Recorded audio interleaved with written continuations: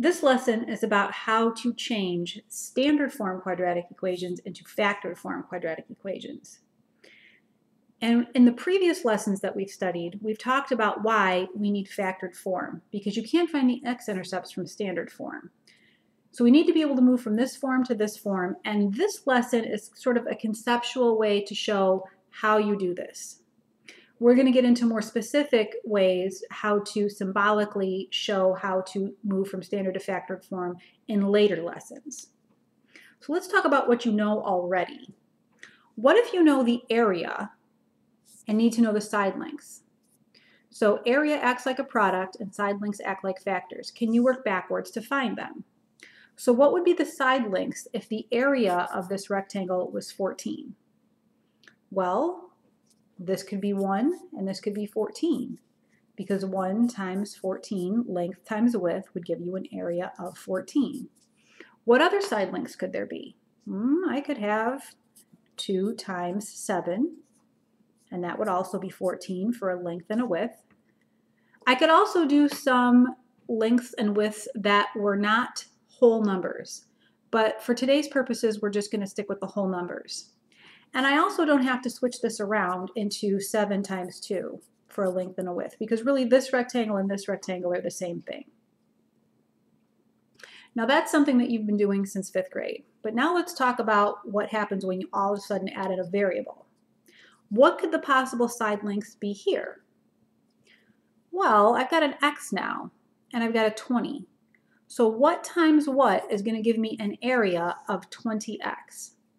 Well, I could make this 20 and I could make this x, because 20 times x, that's 20x. Or what other combination of length and width could I do? Think about what other numbers multiply to make 20. We could make this a 2 and this a 10x. So 2 times 10x, that would be 20x. Now I could switch it around and I could say 2x times 10. That's really pretty much the same thing. What other numbers multiply to make 20? Well, does 3 times something make 20? No. Does 4 times something make 20? Yes.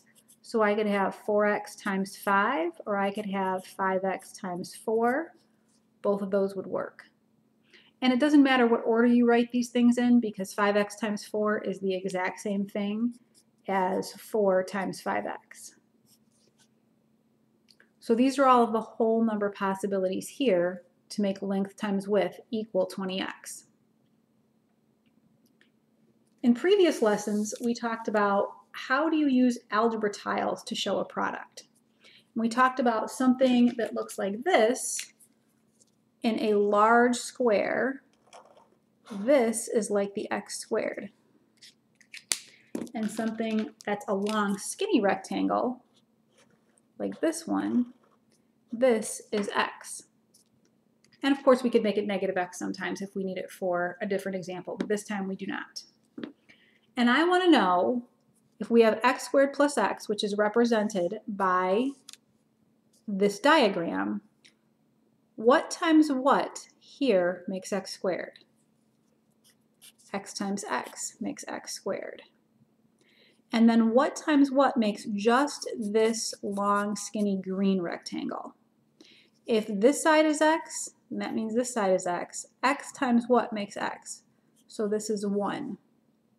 And if you remember from our area models in the past, this side length here is like saying x plus 1. And this side length here doesn't have anything down here, so he's just x. So if I want to know what times what makes the area of this entire figure, now I'm saying what times what makes the area of the whole thing, then I'm saying that x times x plus 1, this length times this width, makes the entire figure. And think about it. If we multiplied x times x, wouldn't we get x squared? And if we multiplied x times 1, wouldn't we get x? Hey, isn't that the original expression that we were talking about? This is standard form. this is factored form. So here where it says write the sides as a product of two factors, that would be x times x plus 1. And in previous lessons, we talked about how these two factors then relate to the x-intercepts. This x-intercept is at -1, 0. And this x-intercept is at 0, 0. Do you remember talking about the zero product property, where we said take each factor, take this factor, set them equal to 0, and then solve for x. So if I subtract 1 from both sides, then x is -1. So you can see this graph with the intercepts at -1 and 0 confirm that this is the factored form of x squared plus x. After you take a standard form equation and you factor it, those factors and the x-intercepts have to confirm each other. Now what about here, representing this great big huge thing as algebra tiles? Well, this is x squared, and then it says minus 6x. So this is minus x, this is minus x, and we have 6 of them. And then, of course, these little baby squares, these are all just single unit squares, and we have 9 of them. That's where the plus 9 comes from. So what are the side lengths of these rectangles? Well, what times what makes x squared? X times x makes x squared.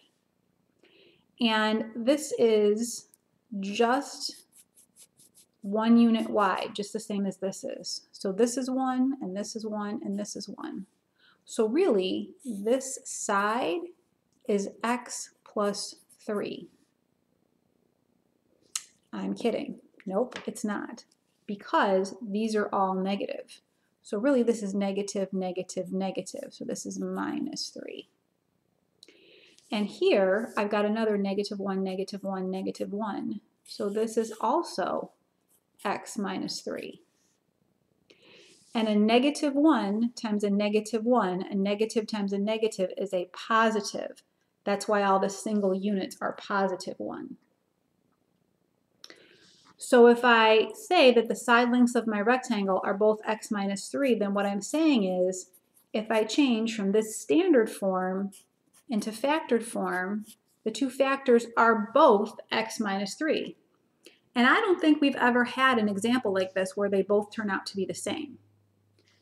So if I take this factor and I set it equal to 0, and then I solve for x, my x-intercept is going to be at +3, and it is.